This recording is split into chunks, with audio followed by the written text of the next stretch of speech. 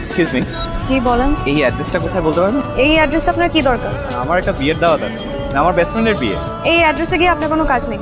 আজ বিয়েটা হচ্ছে না, ধরেন। কেন? কারণ কনে বিয়ে থেকে পালিয়েছে, তার বিয়েতে মত নেই। আপনি কিভাবে জানলেন? আপনার আমাকে দেখে কি মনে হচ্ছে? দেখে মনে হচ্ছে আপনি কোনো বিয়ে থেকে। ও, আপনার সাথেই আমার বন্ধুর বিয়ে হওয়ার কথা ছিল। ভালোই হলো, মানে আমার চেম্বারে একটা কাজ আছে, বিয়েটা হলে আজকে কাজটা হতো। থ্যাংক ইউ আপনাকে।